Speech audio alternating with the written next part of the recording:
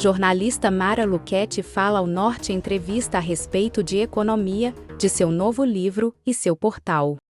Como a economia entrou em sua vida? A economia entrou na minha vida há muitos anos, na verdade, o início dos anos 90, eu era repórter, eu estava começando no jornalismo, eu era repórter da Isto É, em Brasília, e aí a Isto É foi vendida.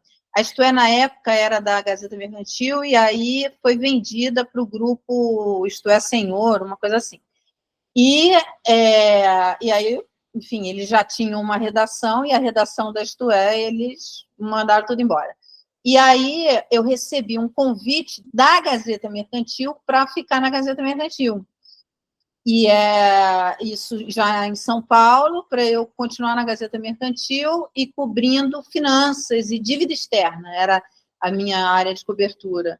E aí eu comecei a cobrir, e foi como eu entrei na economia. Eu não sabia, não tinha a menor ideia do que era dívida externa, não sabia nem se fazia mal com leite.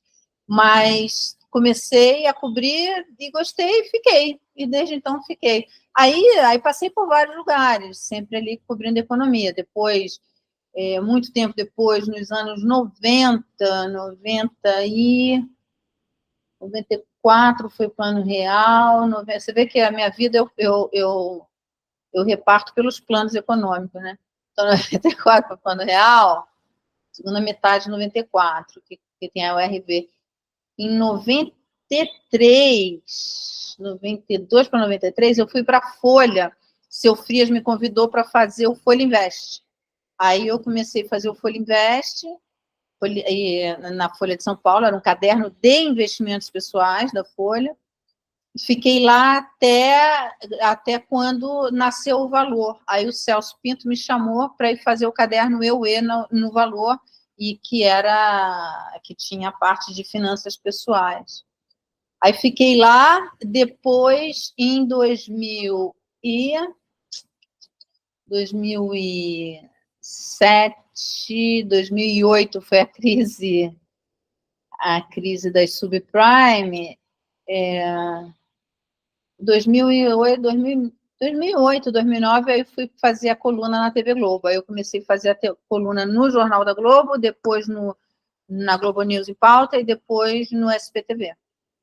Aí eu fiquei lá até 2018. 2018 eu saí. Finalzinho de 2017 eu pedi demissão para fazer o My News, o canal My News, para criar o My News. Tristezas não pagam dívidas. Na verdade, meu marido, na época era meu namorado, e depois nós nos casamos.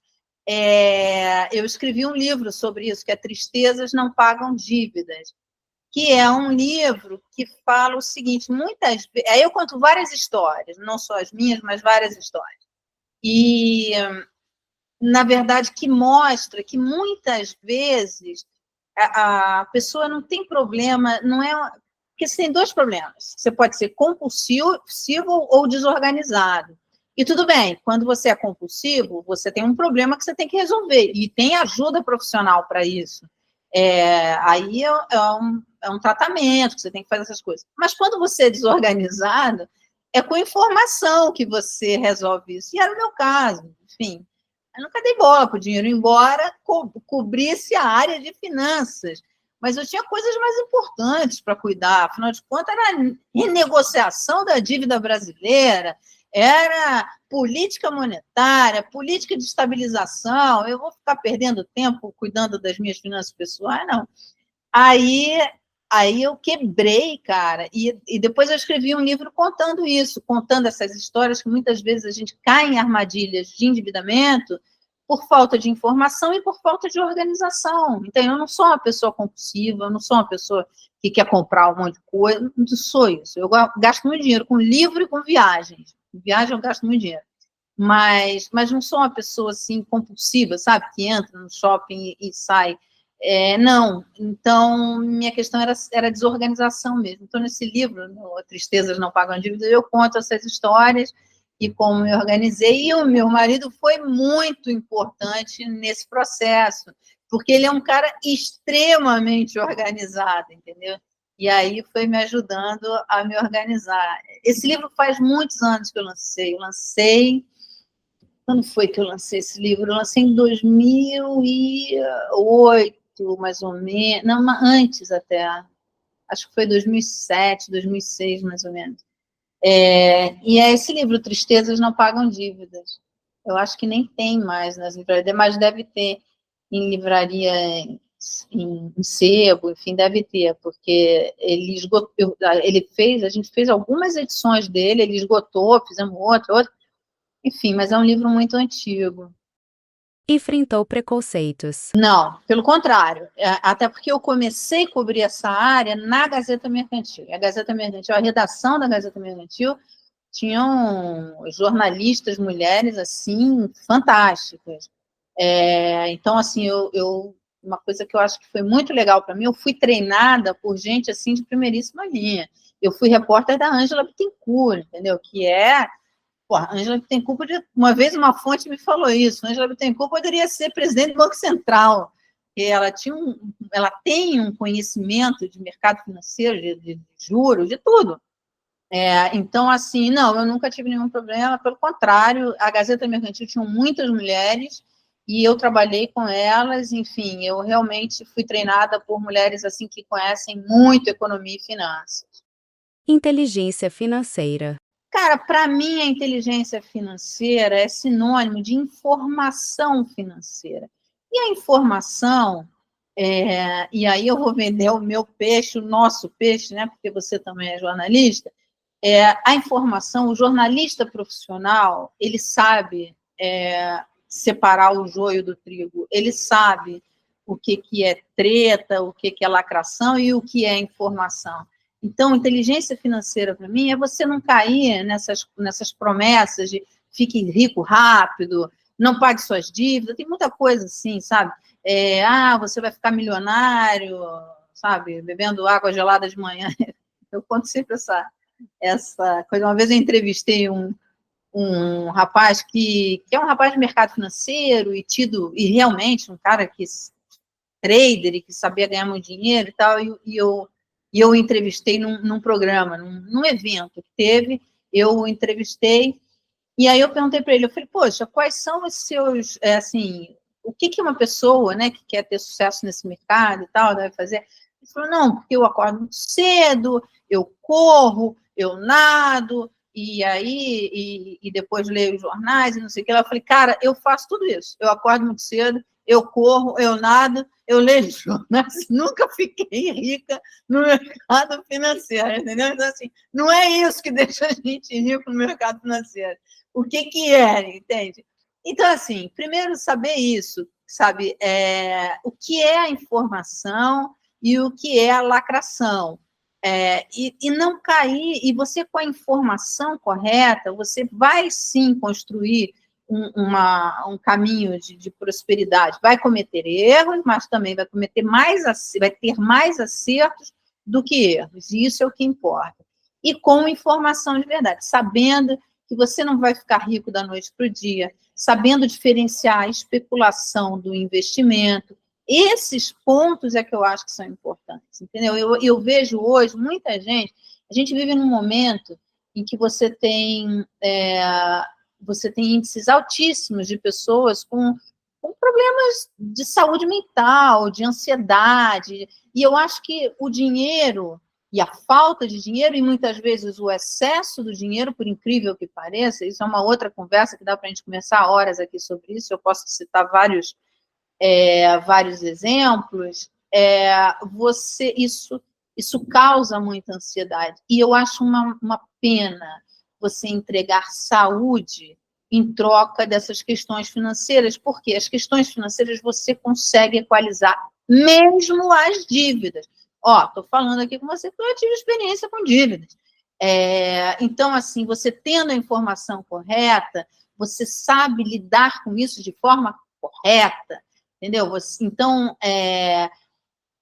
isso não cria a ansiedade de ter que ficar rico rápido. Outro dia eu estava conversando com um jovem e ele sabe, triste, ansioso, porque ele não consegue guardar dinheiro. Eu falei, calma, meu amigo, calma.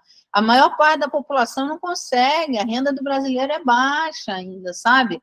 Então, vamos lá, pensa, faz uma reestruturação aí das suas contas, sabe, pode ser pouco. Então, parece que as pessoas que não conseguem ter ostentação de marcas, de fiquei milionário aos 20 anos, se sentem excluídas. Gente, isso é quase um pecado, entende? Você tem gente aí no mundo inteiro com fome, passando dificuldades, com problemas reais mesmo. Então, você tem que dar valor ao que você tem, primeiro, e construir ali os seus objetivos. É possível fazer isso.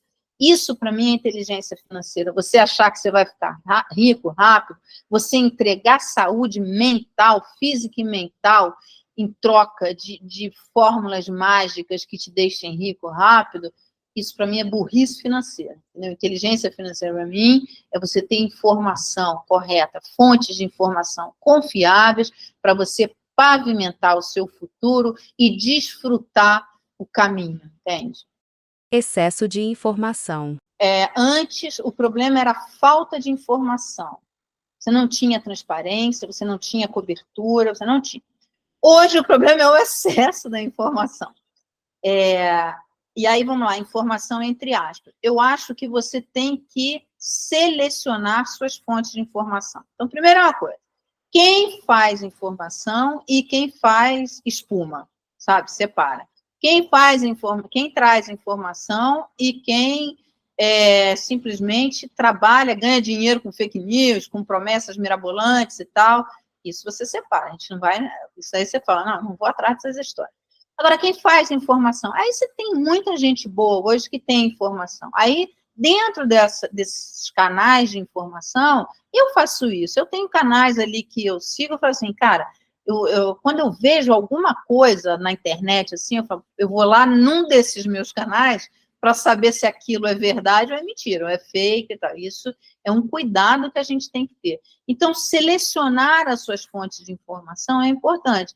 E você vai selecionar essas fontes de informação como? Primeiro, sabendo se são fontes confiáveis, se você tem fontes confiáveis. Segundo, dentre essas fontes confiáveis, você vai falar, eu me identifico mais com essas. Não, eu me identifico, eu gosto mais das análises de fulano. E aí você vai ver o que é fonte, o que é análise, enfim, e vai separar ali um guarda-chuva. É sempre bom você ter mais de um. Tudo bem, eu sou jornalista e pelo dever do você também, então você sabe bem o que eu estou falando. A gente não lê uma coisa só, a gente lê uma dúzia de jornais por dia, e isso não é força de expressão. A gente lê no Brasil, a gente lê no exterior, e isso é do ofício. Além disso, a gente lê os portais, hoje a gente acompanha, as redes sociais a gente acompanha. Então, assim, tem várias coisas que a gente faz isso. Mas, então, a gente tem uma gama maior. Mas você, que não é o seu ofício, não é trabalhar com jornalismo e comunicação, você tem sim, você tem uma gama ali. Você fala, eu quero esses analistas, eu acho que são bons, eu acho que essas fontes aqui de informações são boas, eu gosto mais do portal tal, ou do outro portal, do jornal tal, e aí você monta essa grade e é aquilo ali que vai ser a sua fonte de informação, entende?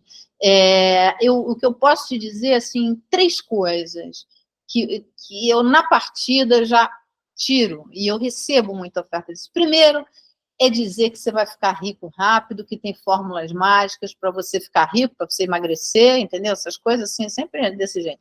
Não existe fórmula mágica para isso. E isso é o primeiro passo para você identificar uma fraude, entendeu? É dizer que você vai ficar magro rápido, rico rápido, enfim. É a primeira indicação de que você está caindo numa armadilha, sabe?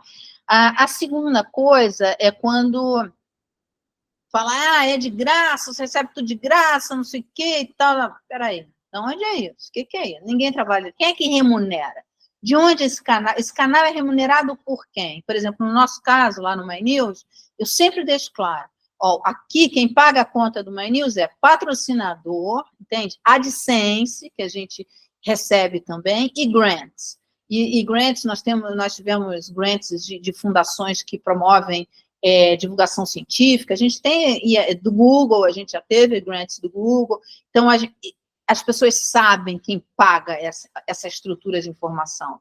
Eu já vi canais que falam, não, aqui não tem AdSense, aqui não tem patrocinador, aqui não tem ninguém. Opa. Quem que paga essa conta? Entendeu? Porque ter informação, apurar informação, ter jornalismo profissional custa dinheiro. É caro, não é barato, entendeu? Então, quem paga isso? Esse é o segundo ponto que eu acho que é importante. E o terceiro é você identificar aquelas fontes que você...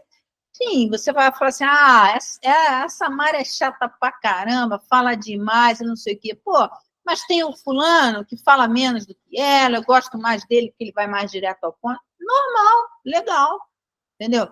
É profissional, não, sabe? Ver quem é e qual é a área de especialidade daquela fonte que você tem. Então, são 3 pontos que eu acho que vale a pena observar nesse mundo, porque é o seguinte, a fake news, ela vai te trazer um prejuízo muito alto.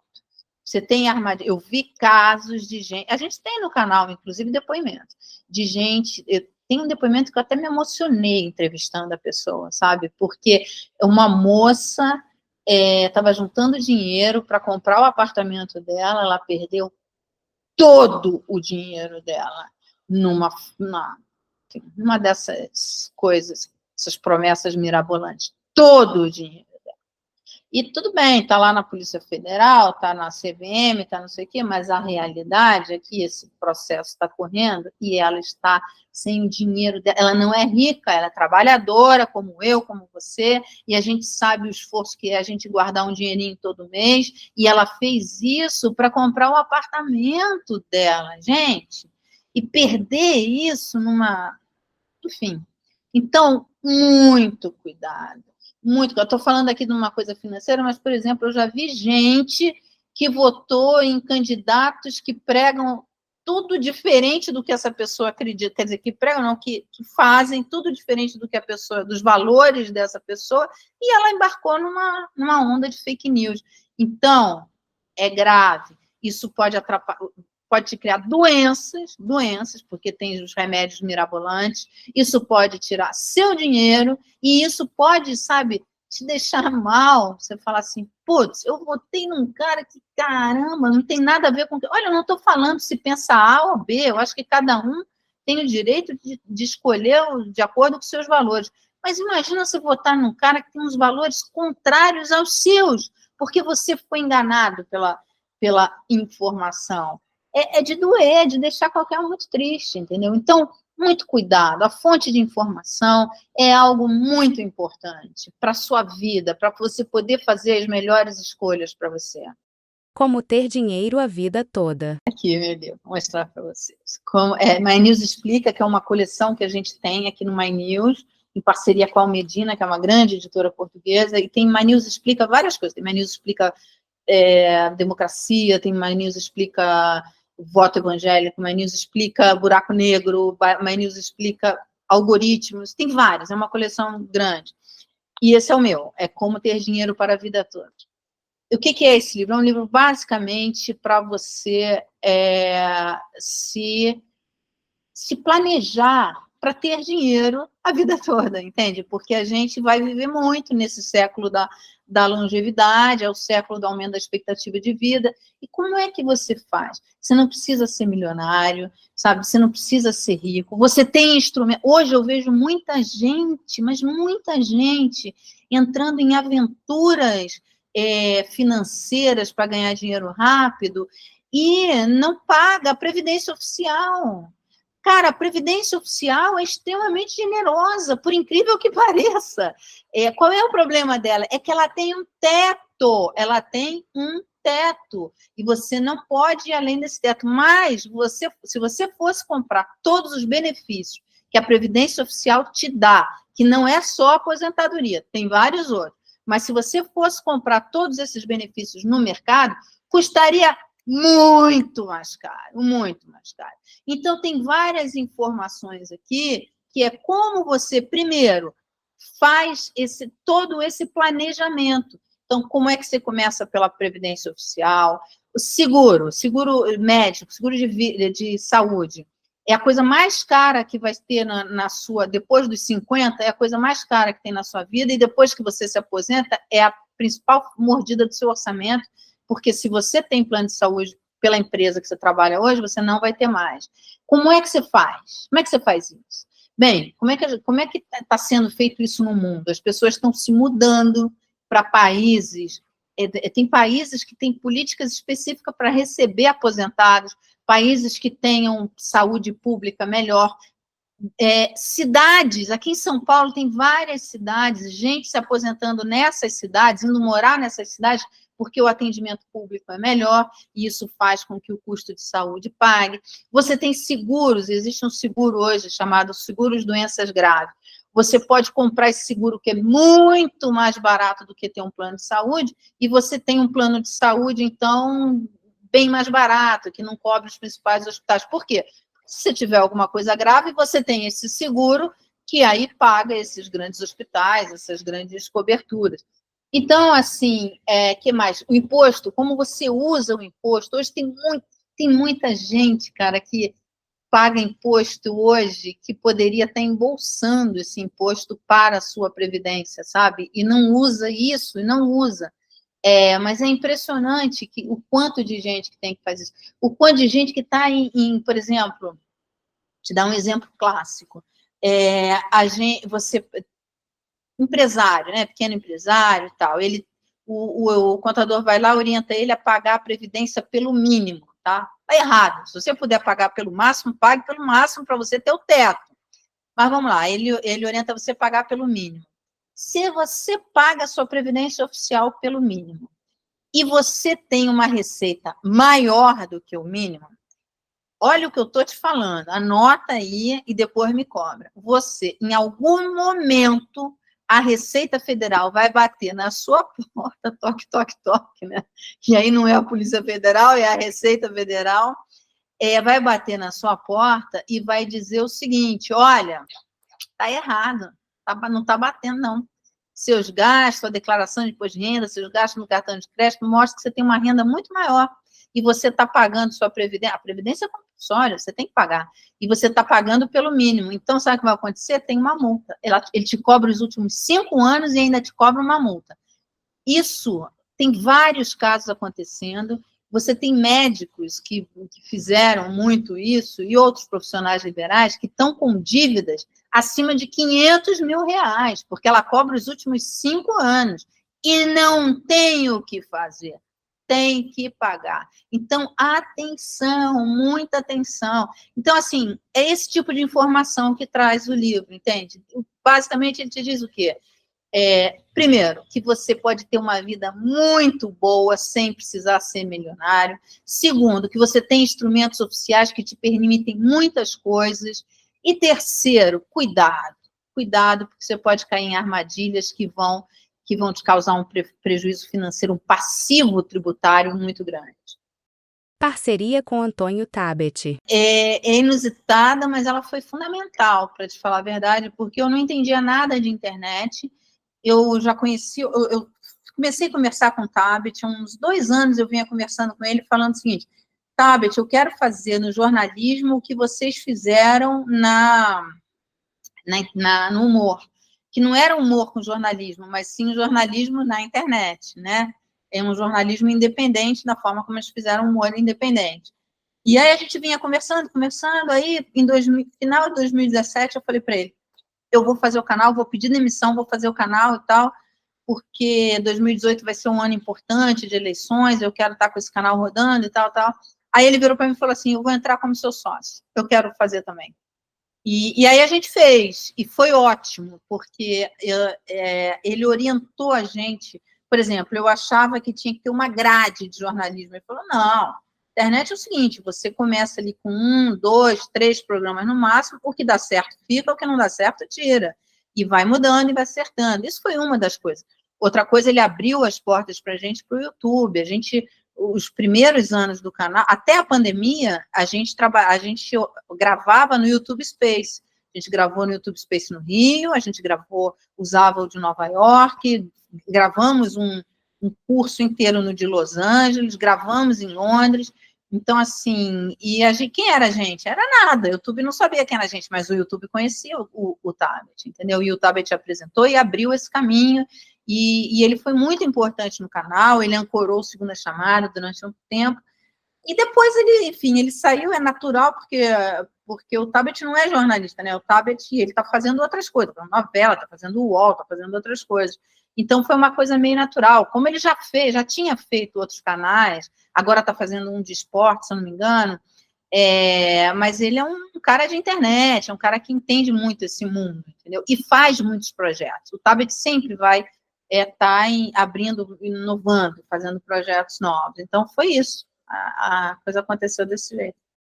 Diferenças entre os governos atual e anterior na economia. Eu vou falar entre o momento atual. Eu não gosto de falar de governo, sabe por quê? Porque aí vai dizer que eu sou ou petralha, ou esquerdopata, ou fascista, ou bolsominion, entendeu?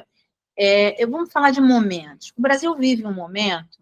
Primeiro, eu vivi isso, quer dizer, você viveu, a gente teve um país que a gente tinha inflação de 80% ao mês, entende?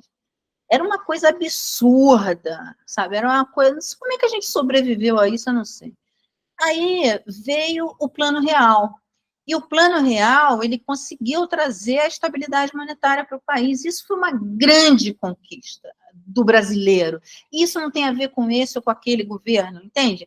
É uma coisa que foi sendo construída e foi lá. Veio o Plano Real e tá.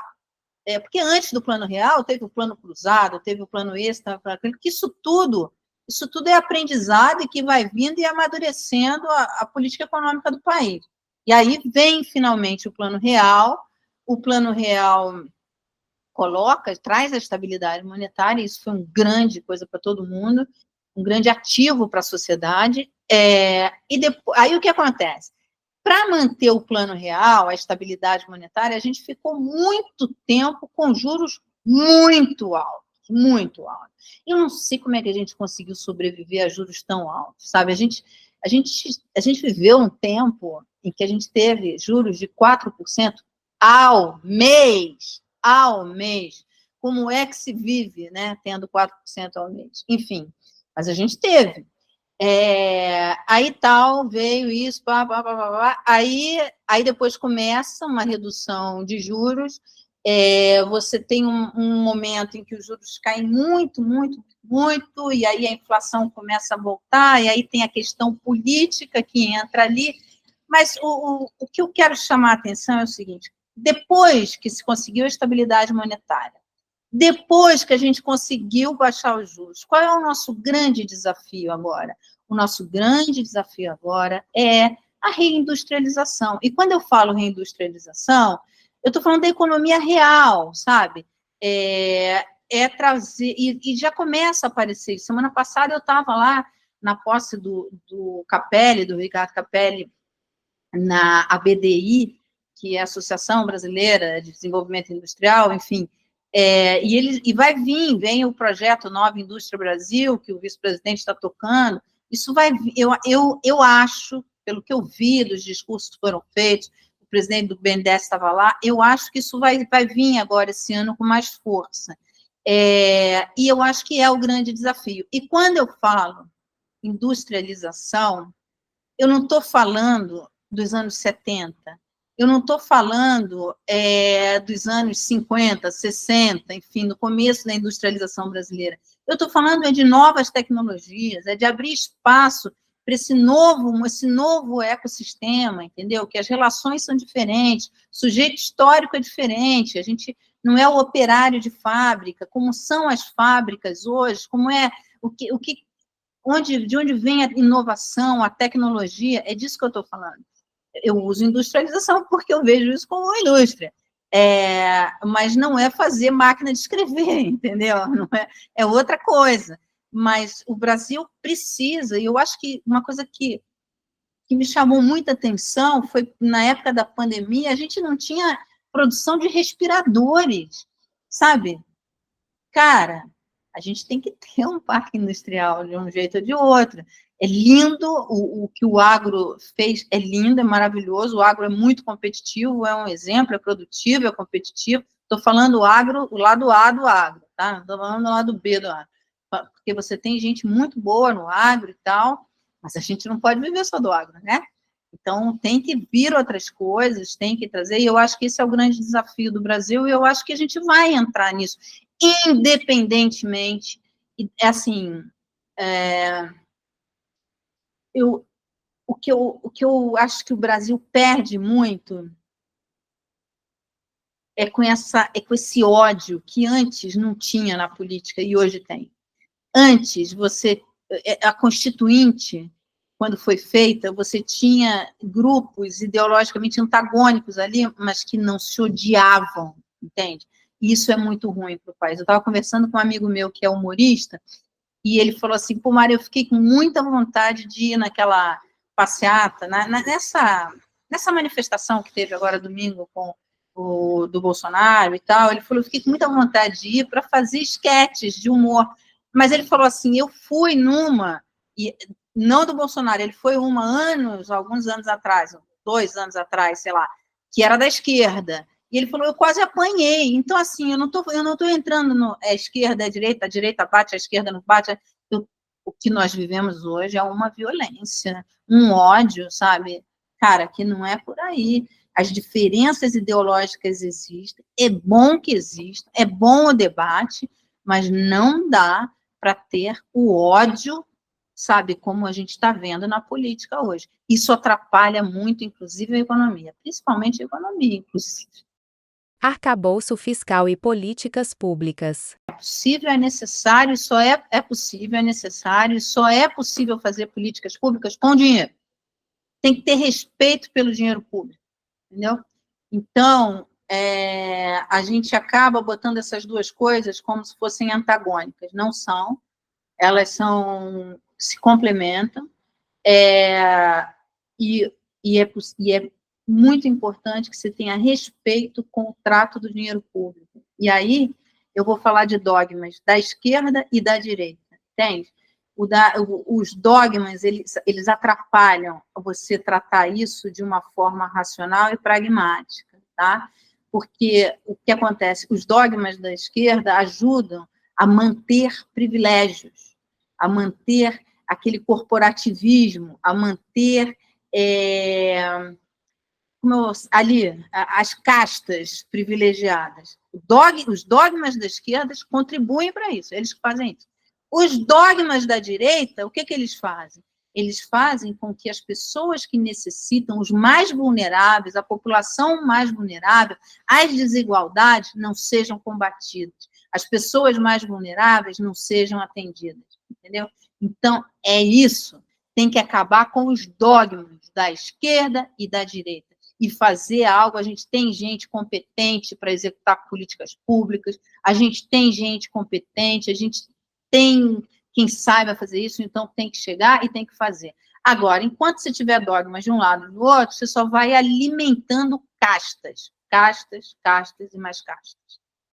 Questão climática e economia. A questão climática, desafios do clima, eu acho que é um ponto importantíssimo para a economia, importantíssimo, e eu não sei se está... enfim, a gente vai ter a COP, vai ter uma série de coisas, tem a reunião do G20 que vai estar cuidando disso, mas eu não sei, eu tenho um medo só, é disso ser tratado como oba-oba, narrativa, coisas de marketing, não ser colocado como trabalho efetivo nisso daí. Nós temos uma ministra do meio ambiente maravilhosa, eu acho que ter a Marina é um selo de qualidade para a gente no tratamento desse tema. Nós temos gente muito boa, o presidente do INPE, Ricardo Galvão, que agora está no CNPq, né? Do INPE ele foi demitido no governo passado e agora é presidente do CNPq. E é um cara espetacular, espetacular. Então, assim, a gente tem gente muito boa nessa área e a gente tem um papel para desempenhar como liderança, mas é liderança fazendo, não liderança só de blá, blá, blá, entendeu? E isso, como tudo, né? Por exemplo, ESG virou moda, então tudo é ESG, mas eu desafio as pessoas a dizerem quem sabe quais são as ODS, entendeu? Quem tem isso na ponta da língua, nem sabe, não sabe o que é e tal, mas está lá, não, ESG, a gente tem compromisso com ESG, mas e aí? Qual a ODS que você está trabalhando ali? Como é que você está com essas metas? Quais são as metas do clima? Quais são as metas, sabe, de você, é bom para todo mundo, cara, é muito bom para todo mundo. Você ter desigualdades menores é muito bom, você reduzir a desigualdade é importantíssima para todo mundo, entendeu? Você ter clima, ter cuidado com o clima é importantíssimo para todo mundo, entende? Enfim, mas eu sou um pouco utópica nisso aí, mas eu não gosto de perder minhas utopias, não, porque eu acho que utopia é o que move a gente.